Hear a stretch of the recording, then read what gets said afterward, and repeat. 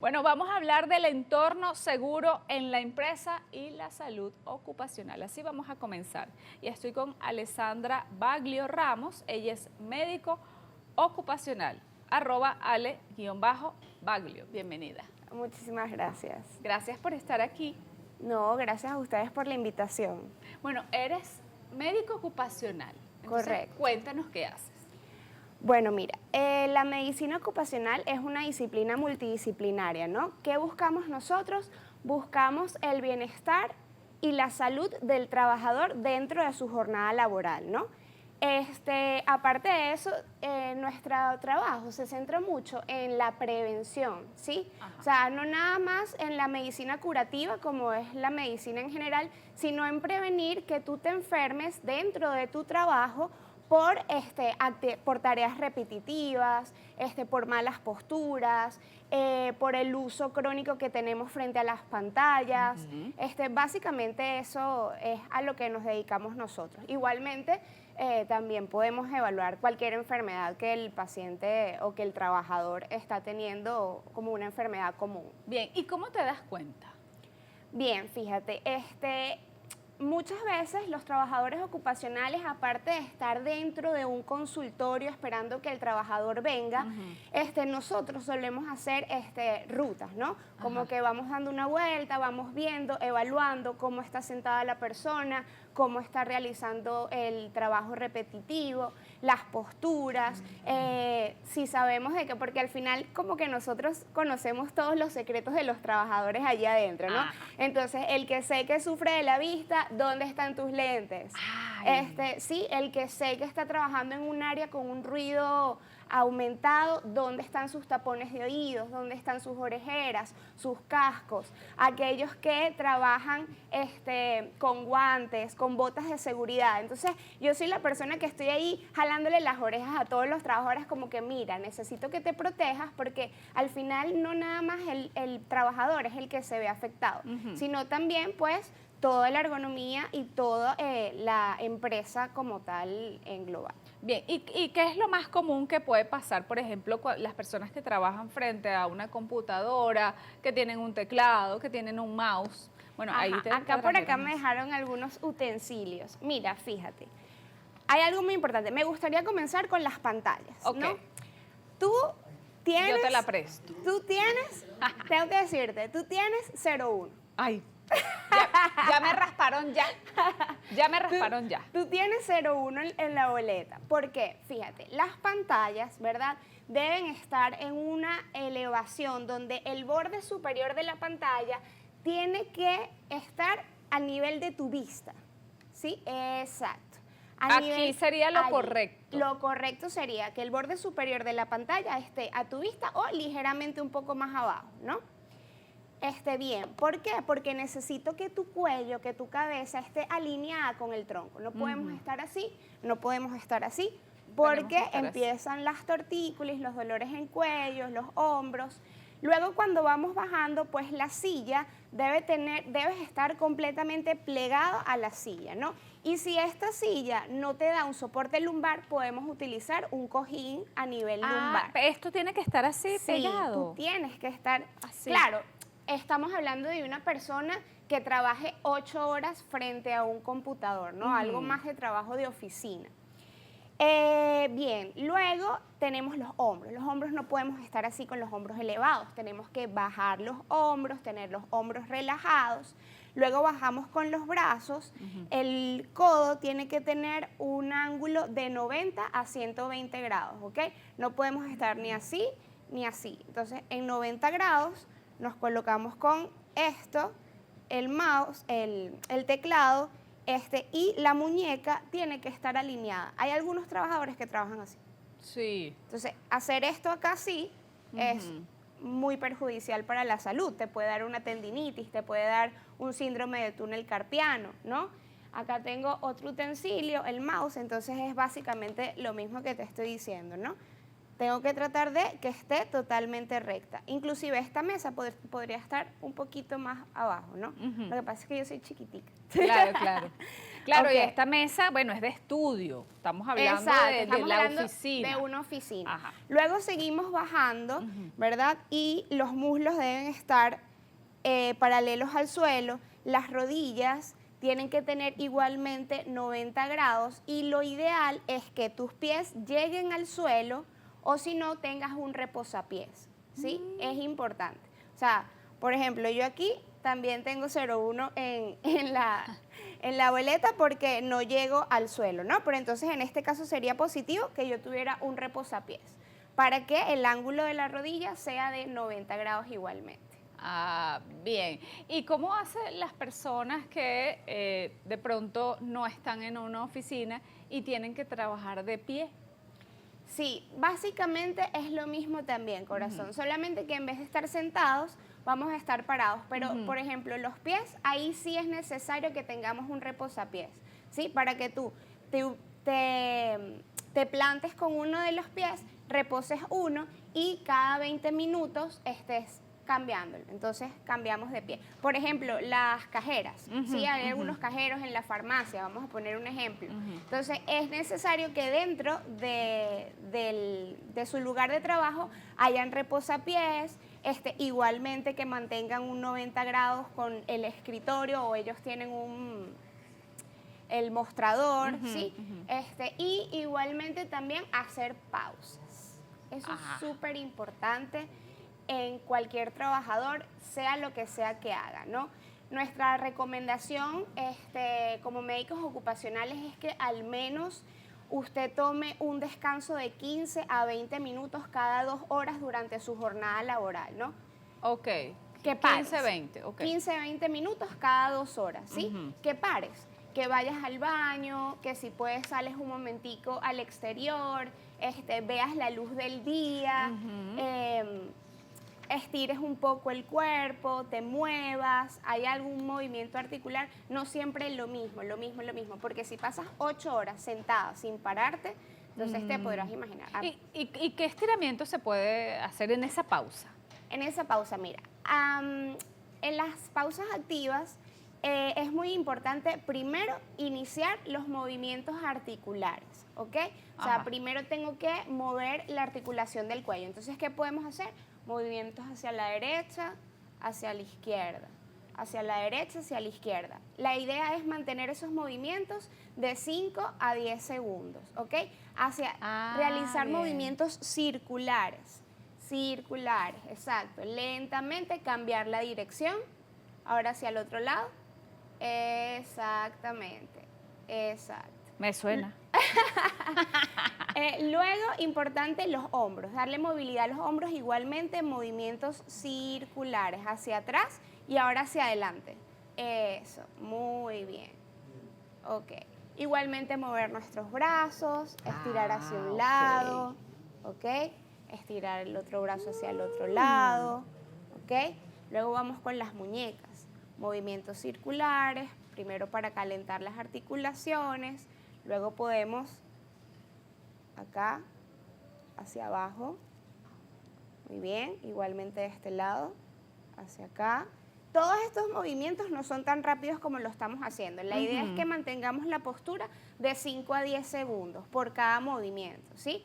Igualmente luego tenemos que estirar las caderas, porque es una zona que no solemos darle mucha importancia, pero estar todo el día sentado, la lumbar, el nivel lumbar, la columna vertebral a nivel lumbar sufre muchísimo. Entonces, aparte también que el estar sentado es una actividad un poco sedentaria.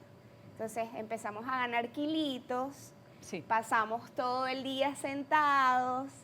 Entonces, cuando llegamos a casa estamos muy cansados para hacer ejercicio, ¿no? Entonces, la realidad. La realidad, exacto, correcto. Igualmente luego hay que hacer movimientos de las rodillas, podemos levantarnos y tomar la pierna muy bien. hacia atrás, como si hacia estuviéramos el glúteo. haciendo ejercicio. Okay, como si estuviéramos haciendo ejercicio. Igualmente la otra rodilla y los pies, pues obviamente dar movimientos circulares al pie hacia una dirección, hacia otra dirección. Esa es la primera parte, que son los movimientos articulares. Luego vienen los estiramientos, ¿sí? Aquí hay un poquito a mí me gusta mucho cuando hago las pausas activas, implementar un poco de estiramientos de yoga. El yoga es increíble. Yo lo conocí en pandemia y siento que me salvó la vida, ¿no? Me salvó la vida y ahora en mi trabajo pues lo voy implementando, todo este tipo de estiramientos de piernas, de espalda, de brazos. También otro tipo de ejercicios son los de contracción y relajación, ¿no? Entonces hay uno que yo les mando a hacer acá. Sube los hombros y botas. Eso. Pero eso lo vas a juntar con la respiración, que es la otra parte importante de la pausa activa. Inhalas cuando subes, mantienes y botas. Eso. Hazlo una vez más para que veas. ¿Qué tal? Sí se siente como que vamos soltando un poquito todo el estrés, toda la tensión muscular de los hombros. Claro, tengo que hacerlo muchas veces. Inclusive en las pausas activas también podemos utilizar lo que son las actividades de juegos en equipo, ¿no? Porque no es nada más a nivel físico, sino también mental. Las personas durante 8 horas, 12 horas, dependiendo de cuál sea su jornada, tienen que tener algo de diversión, tienen que tratar de desestresarse de alguna forma. Entonces, a veces podemos utilizar algunos juegos para que las personas se diviertan, se rían, y eso va a hacer que la fatiga mental baje un poco también. Bien, y quedamos en los juegos que podemos hacer en la oficina, porque Alessandra dice que no solamente es el estiramiento, no solamente es la parte física, sino mental. Entonces, vamos a hablarle a la audiencia de ese ejemplo de juego. Estoy con Alessandra Baglio Ramos, ella es médico ocupacional. Bien, fíjate. ¿Qué juegos? Inclusive pueden ser juegos infantiles, aunque tú no lo creas. Mira, pueden jugar a la papa caliente, puedes jugar a adivinanzas, pueden jugar a yo llevo en mi maleta. La idea es que sea algo que las personas no están acostumbrados a hacer todo el tiempo, y entonces recuerdan un poquito lo que es ser niños, ¿no? Entonces, la parte de divertirnos, de desestresarnos, podemos jugar dos verdades y una mentira. Entonces sus compañeros tienen que adivinar cuál es la verdad y cuál es la mentira. Podemos hacer dramatizaciones, yo por ejemplo le digo a uno de los compañeros, mira, tú tienes que hacer como una rana. Entonces él tiene que dramatizar y sus compañeros tienen que adivinar qué animal yo le acabo de decir. Ok. Ay, bien. No, yo no lo he hecho. No lo hemos hecho aquí. Vamos a hacerlo, Marjorie. No hemos hecho nada de eso. Okay. Vamos a reforzar lo de las pantallas, que me parece importante, porque todo el mundo está con pantallas. No solamente las personas que trabajan, sino de pronto hay personas que trabajan con el celular, que gestionan redes sociales y, bueno, están todo el día en el teléfono o están en la computadora. Exacto. Mira, como tú me decías, es una realidad que cada día estamos más expuestos a las pantallas, no nada más en nuestros trabajos, sino durante nuestra vida fuera de ellos. Entonces, ¿qué pasa? Hay un hecho muy importante, que aunque no lo sepamos, nosotros, mientras estamos expuestos a una pantalla, no parpadeamos la misma cantidad de veces que cuando no estamos expuestos a ellos. Entonces, ¿qué nos puede conllevar a eso? Pues sequedad en los ojos, enrojecimiento de los mismos, visión borrosa. Las personas que ya tienen una patología en la visión, que utilizan lentes, se puede elevar o empeorar su caso. Entonces, cosas importantes. Primero, hay 8 puntos más o menos importantes que quiero tocar. Primero es poder regular el brillo a la pantalla, porque fíjate, a veces estamos con el teléfono y estamos en el exterior y de pronto tenemos que subir el brillo para poder ver por la luz solar, y cuando entramos a un lugar, a la oficina, a un edificio, entonces no bajamos el brillo de las pantallas y eso es perjudicial para nuestra vista. Otra cosa es exponernos a la luz del día. Si trabajamos 8 horas al día, tenemos que tratar de darnos un break para poder salir y ver la luz del día, porque la luz natural es muy positiva para nosotros y aparte de hacer descansar a nuestra vista, también ayuda a regular lo que es el ciclo circadiano de nosotros, nos va a ayudar a bajar el estrés y a mejorar lo que es nuestro estado de ánimo. Otra cosa es que tenemos que tomar descansos. ¿Cómo tenemos que tomar estos descansos? Nosotros recomendamos lo que es la técnica del 20-20-20. ¿Qué quiere decir eso? Que una persona que esté frente a una pantalla tiene que, durante cada 20 minutos, o sea, tú estás dentro de tu pantalla, estás trabajando, tú tienes que, cada 20 minutos, ver hacia un punto fijo, ¿sí? Parpadear, un punto fijo que esté a 20 pies de distancia o 6 metros. Durante 20 segundos y parpadear, parpadear, parpadear, parpadear. Entonces, cada 20 minutos, ver un punto fijo que esté a 20 pies de distancia, que son 6 metros, y parpadear durante 20 segundos, ¿ok? Eso es algo que tenemos que estar haciendo cada 20 segundos. ¿Parpadeas así seguido? Parpadear durante 20 segundos, a un ritmo normal. Parpadeas, parpadeas, pero durante 20 segundos. ¿Por qué? Porque eso va a ayudar a lo que es la lubricación de tu ojo, lo que te está diciendo. No parpadeamos la misma cantidad de veces cuando estamos frente a la pantalla a cuando no estamos expuestas a ellas. Otra cosa importante, la distancia que tenemos que mantener frente a la pantalla. Lo ideal es que tengamos una distancia de un antebrazo o hay algunas literaturas que hablan de 45 a 70 centímetros, poniendo un promedio de 55 centímetros de distancia a la pantalla. ¿Ok? Pues hay otras cositas como pueden ser utilizar lentes que tengan filtro de luz azul. ¿Ok? ¿Por qué? Porque, bueno, lo ideal es que una persona que esté expuesta a las pantallas tenga que ir al menos una vez al año al oftalmólogo para realizarse una revisión ocular, ¿ok? Entonces, muchas veces los especialistas, cuando saben que estamos en contacto con las pantallas, nos ayudan y nos hacen formulaciones con lentes de filtro de luz azul que puede ayudar a proteger nuestra vista y a evitar que, si ya tenemos una patología instaurada en nuestros ojos, pues que no avance más de lo que ya está. Bien. Y la recomendación para las personas que, bueno, se ha incrementado también la cantidad de personas en el mundo que trabajan desde su casa, hacen teletrabajo, están híbridos. Pero más allá de la vista que acabas de mencionar, ¿qué otras recomendaciones serían efectivas para estas personas que trabajan en la casa?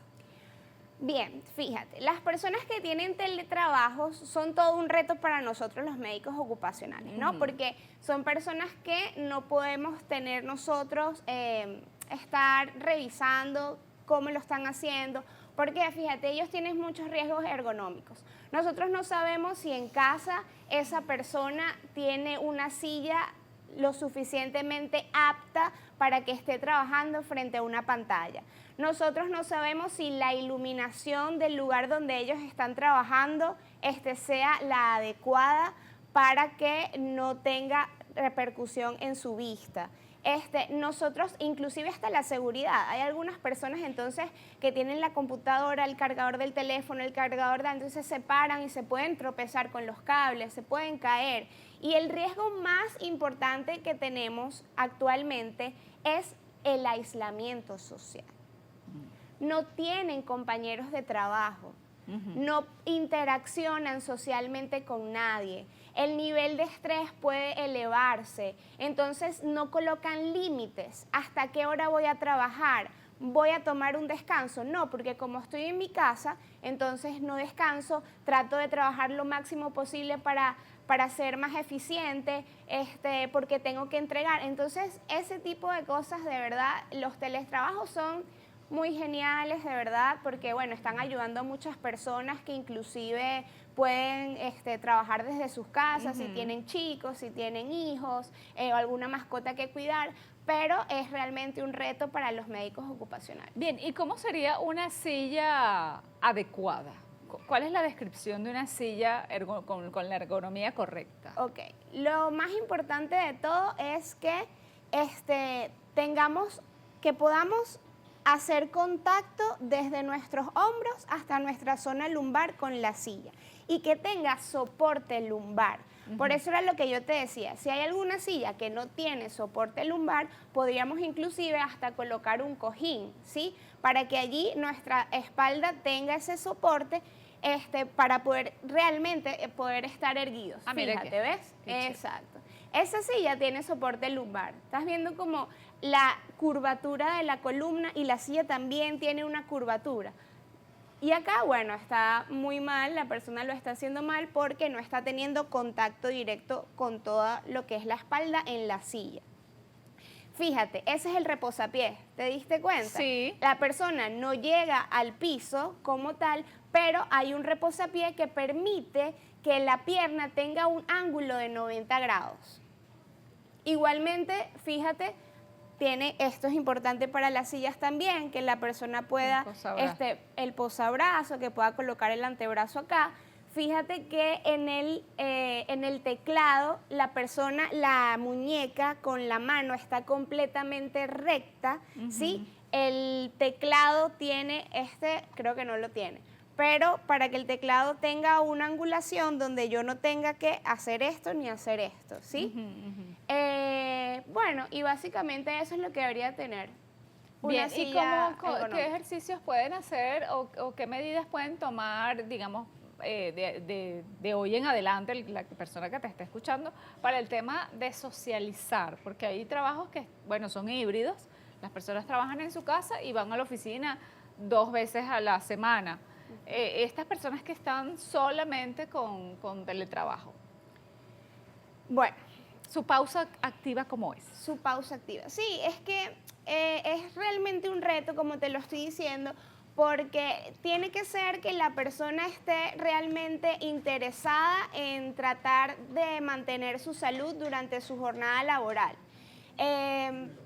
Puesto que puede ser que se le olvide, pero ¿qué podemos hacer? Hay algo que se puede hacer, que es utilizar la técnica del pomodoro. ¿Sí? La técnica de pomodoro, ¿sabes? Esos relojitos que colocan los chefs o los cocineros que suenan cada 25 minutos. Entonces, eso es una buena técnica para las personas de teletrabajo que utilicen la técnica de pomodoro, donde trabajas 25 minutos y descansas 5 minutos.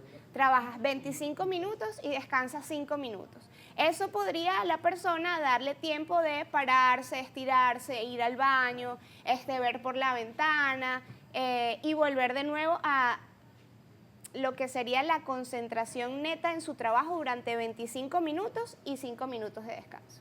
Bien, aquí te preguntan, buenos días, saludos para las personas que trabajan en el área de cocina, que pasan más de 8 horas paradas y que en las empresas que hacen caso omiso a las pausas activas. Unas cosas que existen las leyes, pero ninguna de las empresas privadas hacen caso, o del gobierno. Dice, ¿cómo se hace en ese caso? Mira, fíjate, es bien difícil porque acuérdate que pues, los cocineros tienen que estar, porque si yo retiro a un cocinero a hacer una pausa activa, se le quema la comida o a lo mejor los clientes están... pero básicamente era lo que te decía, por lo menos cada 2 horas que ellos se tomen unos 10 minutos, así sea para ir al baño, para lavarse la cara, para respirar, para hacer un ejercicio de respiración, porque aparte los cocineros y las personas que trabajan con comida están expuestos al calor, ¿sí? A poder sufrir quemaduras. Entonces ya hago un llamado a toda la empresa privada o empresas de cualquier índole que debemos velar por la salud de nuestros trabajadores. Entonces, si tengo nada más un cocinero, tengo entonces que contratar a otra persona para que estas personas puedan rotar y decir, oye, ya me tocan mis 20 minutos, yo voy a descansar, mientras que la otra persona se queda pendiente de lo que se está cocinando. Entonces, bueno, eso es Y también una puede realidad. ser una responsabilidad individual, porque no hay una Claro. fórmula para cada quien.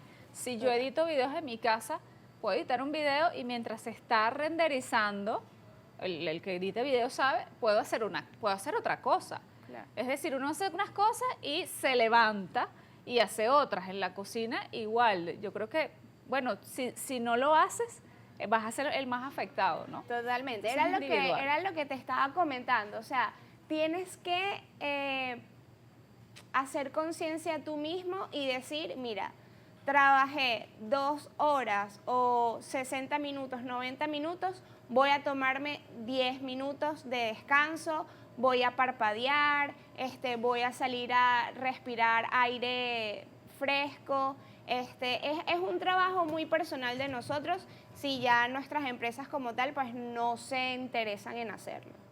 Ya vamos a hablar de la inteligencia artificial aplicada a la medicina laboral. Y está Moisés Tortolero, ingeniero. Él es ingeniero en producción industrial, especialista en salud y seguridad laboral. Bienvenido, Moisés. Gracias, Yerubín. Un placer para mí estar el día de hoy aquí y poder brindar este conocimiento. Qué bueno, me alegra. Un domingo porque mañana, recuerda que estamos haciendo este programa porque mañana se celebra el Día Mundial. Correcto. ¿Ok? De la salud en el trabajo, la seguridad y la salud en el trabajo. Entonces, bueno, vamos a hablar del diagnóstico temprano a través de la inteligencia artificial. Y bueno, nos dices lo que es tu trabajo. Claro, claro. Bueno, mi trabajo se basa en la prevención de los riesgos y la identificación de los peligros, ¿bien? Se basa en determinar y evaluar esas condiciones para que los trabajos sean un entorno mucho más seguro y las personas puedan trabajar de la manera más cómoda y la manera más saludable. Cuando nosotros hablamos sobre la implementación de la inteligencia artificial, bueno, sabemos que la inteligencia artificial ha sido un boom.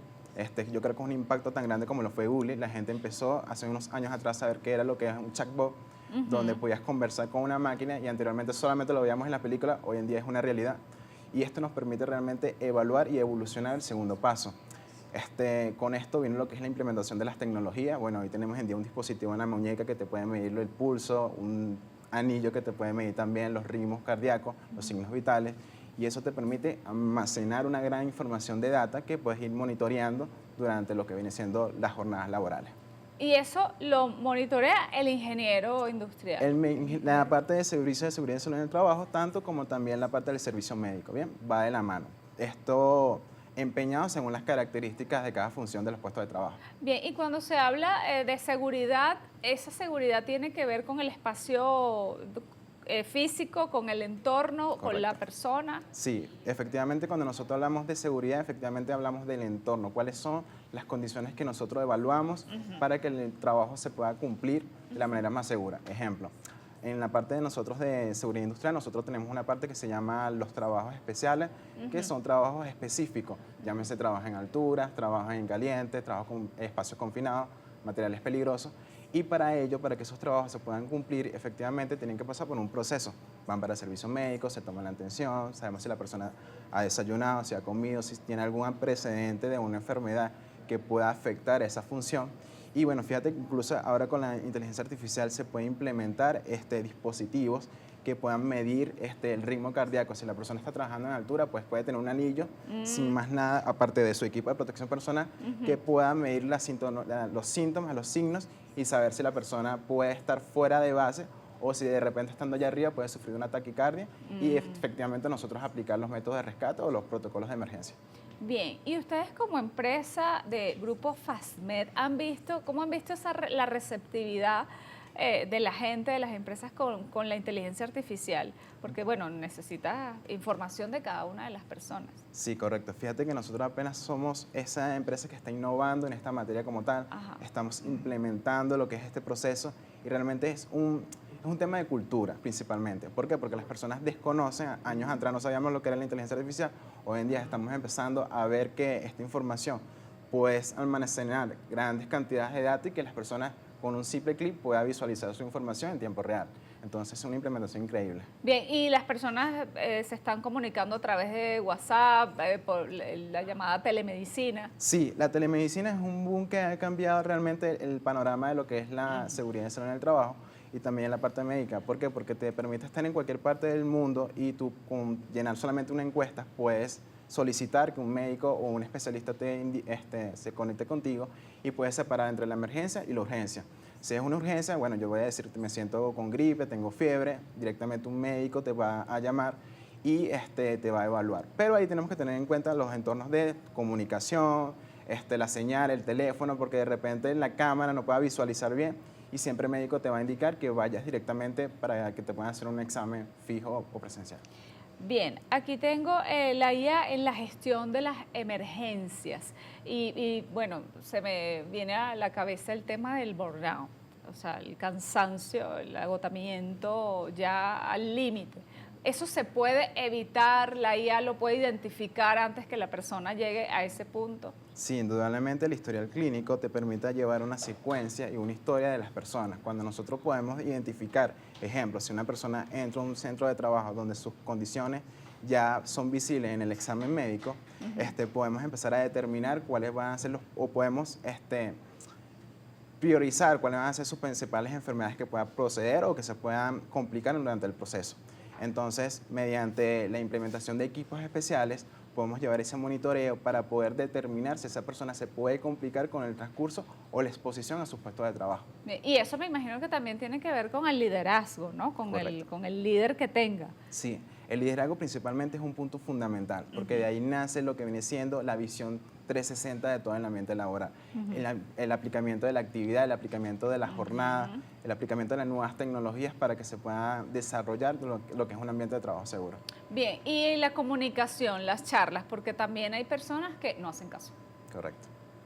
¿Y cómo se vence esa ligereza de muchas personas que, bueno, se creen, está bien, y también tienen un alto sentido de la responsabilidad, trabajan hasta tarde, y bueno, son las personas que al final se pueden enfermar? Correcto. ¿Cómo es el reto comunicacional con esas personas? Bueno, principalmente yo creo que es un tema de concientizar lo que es la parte de la información, bien, y ser innovadores también. La inteligencia artificial también te permite crear audios, te permite crear historietas, imágenes que anteriormente teníamos que ser diseñadores de esas herramientas y pero ahora no, ahora solamente con crear un prompt podemos decir, mira, necesito que me crees una charla de 5 minutos para una exposición del día de mañana y que sea llamativa, que las personas le llamen la atención bajo estas condiciones en específico. La inteligencia artificial me procesa la información y yo la aplico directamente. Entonces, podemos ser innovadores a la hora de enseñarle a las personas y enseñar ese compromiso, porque a todas cuentas es conocimiento que nosotros brindamos a las personas para que ellos puedan tener un entorno de trabajo saludable, condiciones más adecuadas para su puesto de trabajo. Bien, cuando tú vas a evaluar un entorno, ¿qué es lo primero que tú ves, lo que tú identificas? ¿Tienes unas notas? Bueno, para los partes de seguridad industrial no siempre vamos a hacer la salida de emergencia, por dónde vamos a salir en caso de una emergencia. Pero por supuesto, nosotros los profesionales evaluamos si el extintor está adecuado, si la postura, si la iluminación, si existen cables sueltos, si existen tomacorriente expuesto, la parte ergonómica. Todas esas condiciones realmente vienen pasando por una checklist que realmente tenemos y nos ayuda a identificar. Y todo eso, a veces el ojo tiende a ser visual y se adapta a lo que siempre vemos y para nosotros es común. Pero cuando realmente no es lo que no es común es identificar esas condiciones. Si el techo tiene algo que está guindando, si algo es posible que caiga, si están identificadas las áreas de señalizaciones, cuáles son los planes de emergencia. Entonces es una ramificación bastante completa que nosotros tenemos que tener presente. Bien. Y bueno, vamos a hablar en esta parte de la parte de primeros auxilios. Cómo auxiliar a una persona, cómo ayudar a un compañero que le pasó algo. Y estoy aquí con Daniel García, y él es paramédico y tiene 10 años de experiencia aproximadamente. Bienvenido, Daniel. Mucho gusto, de verdad, un placer estar aquí. Mírame todo lo que me trajiste, me gusta. Sí, aquí tenemos todos los juguetes para mostrarles cuál es el criterio de corrección que debemos de tener en una empresa, porque normalmente tenemos la fase preventiva, ¿verdad? Que tiene que ver con la seguridad, la salud laboral, pero las emergencias también están a la orden del día, lamentablemente, ¿cierto? Sí. Es más, a veces ni siquiera hace falta salir de nuestra casa para que nos ocurra algo. Sí. Ahora bien, ¿qué debemos de hacer en ese momento? Debemos de estar preparados para dar una respuesta a una emergencia. Ahí entramos nosotros. Generalmente las personas están preparadas. Bueno, en medida general Y por la cultura venezolana, no. Bien. Sin embargo, por ejemplo, Grupo FASME ha hecho un esfuerzo a sus clientes llevarle capacitación, formación en lo que es la parte de primeros auxilios, formación de brigadas de emergencia, entre otros. También debemos de tener en cuenta que hay una norma que justamente invita a las empresas a estar preparados en este sentido, ¿no? Tenemos de hecho, una norma Covenin, que es la 3478, que nos habla acerca del socorrismo de las empresas, ¿bien? Cómo debe estar formada una brigada de emergencia, cuál es la cantidad de preparación que deben de tener los miembros de esa brigada, cuál es el porcentaje incluso de trabajadores que debe de estar involucrado en este hecho, y también cuál es el material que ellos deben de poseer, ¿no? Botiquines de primeros auxilios. Bueno, vamos a hablar del kit, que es el primero, dónde tiene que estar y si hay varios departamentos, cuántos tiene que haber. Bueno, yo estoy tranquila porque tengo una brigadista aquí. Darlis Lucena, que trabaja aquí con nosotros en el equipo de producción de viene los lunes a entrenarse. Ah, qué bien, qué bueno. Sí, ya yo estoy tranquila ya. Excelente. Aquí podemos estar tranquilas, tenemos un brigadista. Excelente, Bueno. eso es algo bastante positivo, ¿no? Sí. Chévere, tienen Ahora, ese privilegio. Vamos a hablar entonces del kit. Sí, bueno, fíjate, la norma Covenin que te mencionaba, la 3478, justamente nos menciona cuál es el contenido obligatorio mínimo que deben de tener los kits de primeros auxilios dentro de las empresas. ¿Bien? Bien. En primer lugar, vamos a hablar un poco acerca de la ubicación, porque muchas empresas lo tienen, pero ¿qué pasa? Lo tienen escondido. Nadie sabe dónde está. ¿Bien? En primer lugar, este equipo de primeros auxilios debe estar en un sitio que sea visible y que sea de dominio general, sobre todo del personal brigadista. ¿Ven? ¿Cuál es el contenido que debe de tener en él? Contenido básico, ¿ven? Es decir, vendas, gasas, algo que nos permita contener algún tipo de hemorragia, alguna herida, limpiar alguna herida, hacer una cura superficial, entre otros. Hay algunos antisépticos, un analgésico, que tiene que ver un analgésico de uso tópico. Y aparte de eso, también debemos de tomar en cuenta que debe de contar con algunas herramientas que nos permiten hacer el trabajo. Por ejemplo, alguna tijera, entre otros. Y de suma importancia, cuando nosotros vamos a ayudar a una persona, debemos de tener criterios de bioseguridad. Debemos de garantizar nuestra protección, porque de nada sirve ayudar a otro mientras nos lastimamos, ¿no? Entonces, también es indispensable que cuente con algunas barreras, como por ejemplo guantes, tapabocas, entre otros, que nos permitan ayudar a nuestro compañero de una manera efectiva. Bien, entonces el brigadista pasó algo, se colocó sus guantes. Exactamente. Y comenzó a ejecutarlo. Sí, exactamente. La respuesta a una emergencia siempre la debemos de hacer ante una conducta muy sencilla, es la conducta paz. Bien, son una serie de pasos que debemos de seguir ante cualquier incidente de emergencia que ocurra. El primero tiene que ver con proteger. Bien, ¿qué es lo que vamos a proteger? En primer lugar, la escena. Hay personas alrededor, garantizamos la seguridad de todas esas personas que están a nuestro alrededor. Garantizamos nuestra seguridad propia y la del paciente. Si hay, por ejemplo, algún tipo de lesión común que ocurre en el trabajo, choques eléctricos, heridas, alguna ruptura de algún objeto, entonces, bueno, debemos de controlar, por ejemplo, ir a donde está la brequera, cortar el suministro de corriente, si hay un conato de incendio, ir hacia un extintor, controlar el fuego, eliminar todos aquellos riesgos que son que si cristales rotos, objetos que nos pueden lastimar. Luego de allí avisamos. Mientras más rápido avisemos al servicio de emergencia médica y lo hagamos de una manera más precisa, más rápido ellos van a llegar con una respuesta adecuada a lo que está sucediendo en nuestro sitio de trabajo. Y por último, socorremos. ¿Qué hacemos? Solamente vamos a brindar los primeros auxilios, que es la respuesta temprana y temporal a esa emergencia, con los conocimientos que nosotros tengamos. Si no tenemos algún conocimiento al respecto, nos limitamos quizás a hacer un acompañamiento a esa persona. El simple hecho de estar al lado de una persona, decirle mantente tranquila, ya pedimos, ya la ayuda viene en camino. Ya a veces eso es suficiente, primer auxilio, ante alguna emergencia que ocurra en el sitio de trabajo. Bien, y ese kit debe estar ubicado, dices, bueno, que todo el mundo lo vea, que todo el mundo sepa, pero si hay varios departamentos o varios pisos en una empresa, ¿En cada piso debe haber uno o en cada departamento? ¿Cómo se maneja eso? Sí, lo ideal, todo depende mucho de la cantidad de personas que laboran en la institución, de la accesibilidad, ¿verdad?, a los departamentos, ¿bien? Lo ideal es que por lo menos si puede haber uno por piso, siempre que todos los departamentos que estén en el mismo piso puedan tener acceso a él, ¿bien? Si no, si por ejemplo es un edificio de 2 alas, puede haber uno en cada ala. Recordemos que junto a esto hay otros materiales de emergencia que debe de haber, por ejemplo, extintores de incendios, que debería de haber uno en cada oficina, ¿bien? Y así entre otros. Hay incluso empresas que tienen un compromiso un poco más avanzado con respecto a la seguridad industrial y tienen equipos incluso como este, que este es un equipo de práctica, ¿no?, que trajimos el día de hoy. A verlo. Esto es un desfibrilador externo automático, ¿bien? Esto es un equipo que se utiliza cuando una persona cae en una parada cardiorrespiratoria. Sí. Una de las fases que la Asociación Americana del Corazón nos indica con respecto a la reanimación Ay, cardiopulmonar. vamos a verlo. Sí. La Enséñame, que no lo he visto. Ok. Esto, bueno, como les comenté, es un equipo de práctica, ¿no? Ajá. Esto es un desfibrilador externo automático.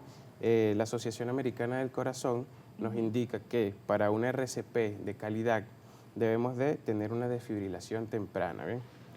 Esto básicamente es un equipo que venden, ¿verdad? ¿Qué significa desfibrilación? Desfibrilación es justamente cuando una persona cae en una parada cardiorrespiratoria, normalmente hay diferentes ritmos cardíacos, es decir, la actividad eléctrica de su corazón puede estar comprometida, ¿bien? Hay ritmos en donde la actividad eléctrica no está comprometida, ¿bien? Okay. Y hay ritmos donde la actividad eléctrica está comprometida, como por ejemplo la fibrilación auricular. En ese caso, la corrección para que ese corazón pueda volver a latir la hace este aparato, al hacer una pequeña descarga eléctrica, ¿ven? Bien. Él es de un uso muy sencillo, solamente se enciende,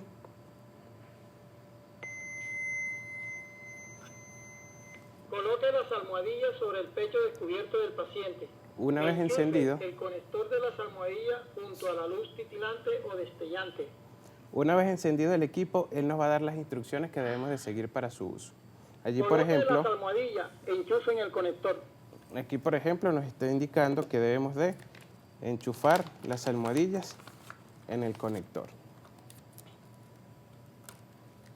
Coloque las almohadillas, enchufen el Ya conector. va, vale. Analizando el ritmo Espérate. Claro, esto debemos de hacerlo rápido, No ¿no? toque al paciente. Aquí debemos de Mira, y es frecuente, Sí. o sea, te dice. descubrir el pecho del Se paciente, aconseja hacer el choque, colocar los parches, recargándose. ¡Wow! Es rápido. ¡Ay, Sí. No se Dios mío! acerque al paciente. es rápido. Fíjate que él va dando las Administre instrucciones. el choque ahora. Él hace la Presione el lectura. botón naranja ahora. Él hace la lectura y te dice que debes descargar o si no debes descargar. Después de que Choque tú descargas, administrado. él te va a decir también las Comience a indicaciones. hacer CPR. Te dice que comiences con la reanimación cardiopulmonar y de hecho te dice el ritmo que debes de tener con las compresiones. Cada uno de esos sonidos justamente significa eso. En cada uno de esos sonidos yo debería estar haciendo una compresión. ¿Cómo la haces? La puedes hacer. Te Sí, puedes claro, por levantar supuesto. No, yo no puedo participar en esa brigada. Ya me estresé. Obviamente vamos a tener al paciente recostado, ¿verdad?, Ajá. en el suelo sobre una superficie plana. Y nosotros vamos a ubicar el centro del pecho del paciente, ¿bien? Vamos a colocar nuestras manos con nuestra mano dominante, ¿bien?, en la parte de abajo. Y Ok. con esta parte del brazo vamos a ubicar el centro del pecho del paciente. Nos colocamos por encima del paciente con los brazos rectos y hacemos la fuerza desde nuestra espalda. Se supone que ese sonido tiene que ver con el paciente. Con el ritmo, exacto. Con el ritmo del Vamos a buscar un ritmo de 120 compresiones en un minuto, ¿bien? Ajá. Con una profundidad de aproximadamente 5 centímetros para que la compresión sea efectiva. De hecho, aquí en el simulador nosotros tenemos un pequeño marcador que nos indica si estamos siendo efectivos con la compresión. Esa es otra cosa. Sí, exactamente. Este justamente es un simulador de práctica que nosotros utilizamos para llevar formación a las brigadas de muy emergencia. Sí. bien. Esto nosotros lo utilizamos para que ellos puedan efectuar la práctica y puedan dar una Y esto respuesta. que está aquí, audio out, esto es como para colocar unos auriculares, ¿correcto? Para que no Sí, todo el mundo escuche. Sí, recordemos que este equipo, por ejemplo, este en específico, está diseñado para entrenamiento. Entonces, Ah, mira, aquí está. Ya va, espérate.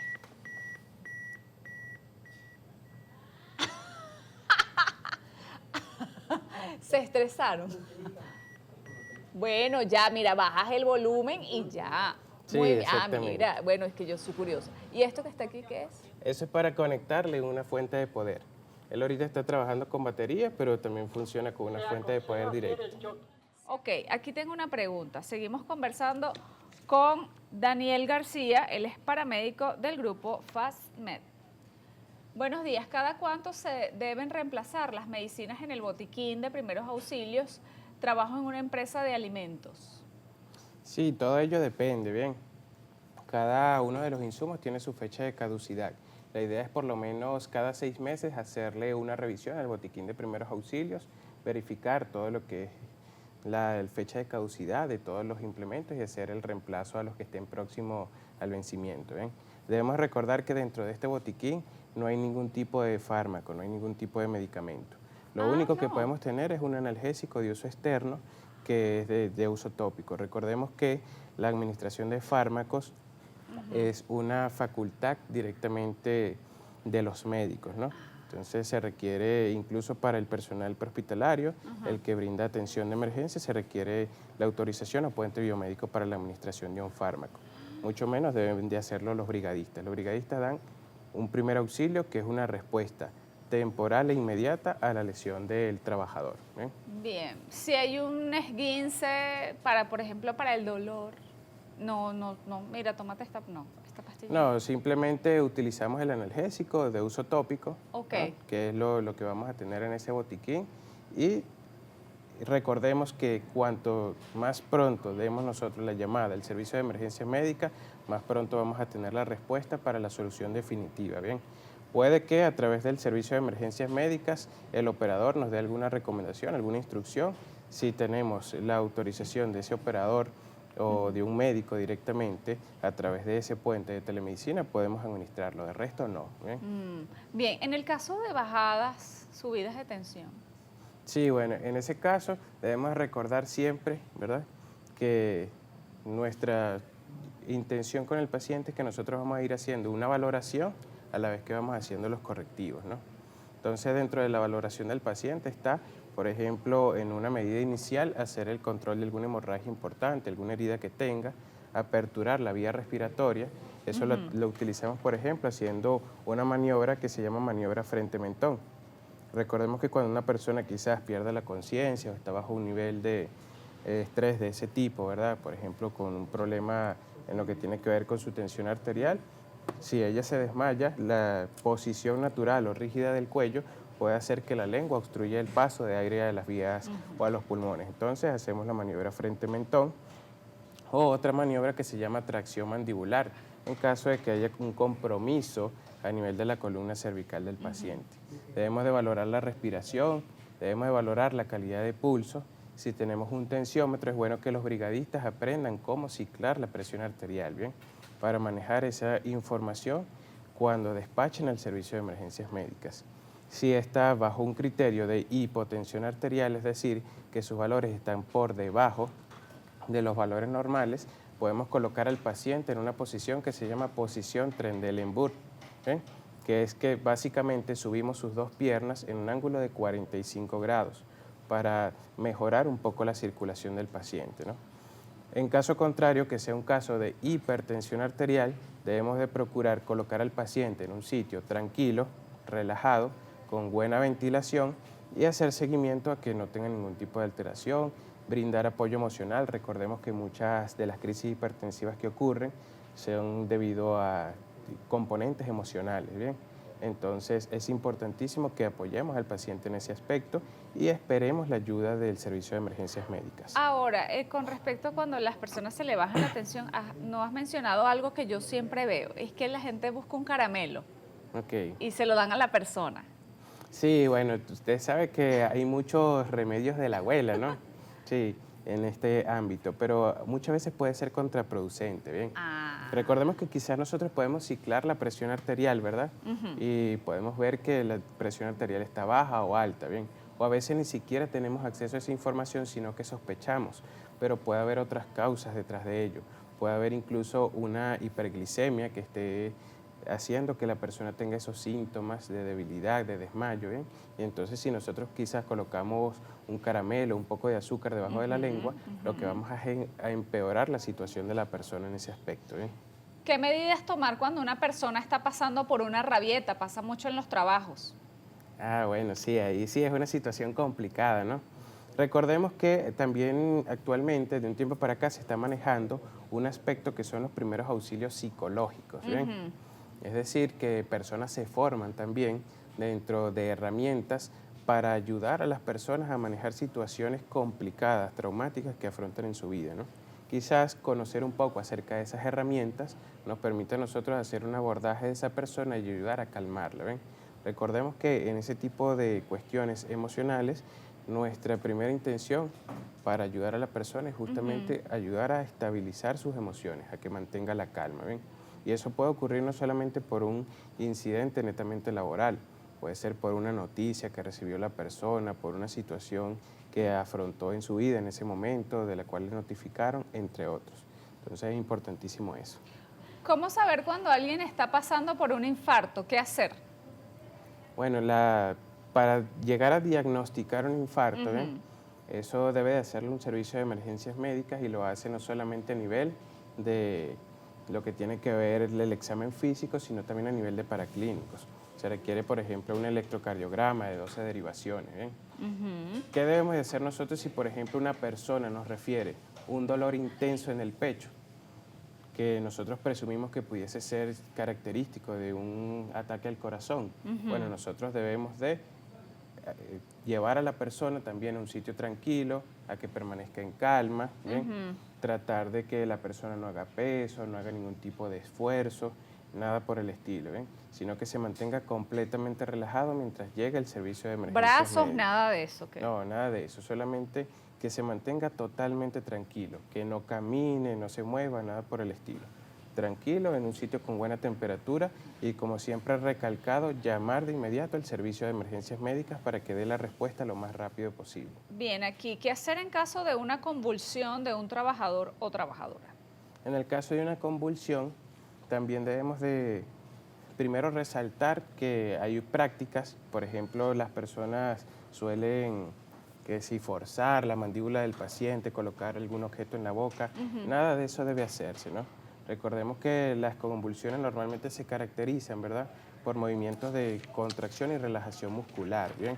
Entonces, en ese momento, en esa fase de contracción muscular, la persona va a tener tenso esa musculatura y lo que podemos es hacer daño. Solamente nos vamos a limitar a apartar cualquier objeto que esté alrededor del paciente con el que pueda hacerse daño, silla, mesas, jarrones, adornos, todo eso lo apartamos, tomamos la cabeza del paciente con firmeza, pero con la delicadeza suficiente para que no vayamos a causarle una tracción por el movimiento que está teniendo su cuerpo por la convulsión, y tratamos de lateralizar un poco.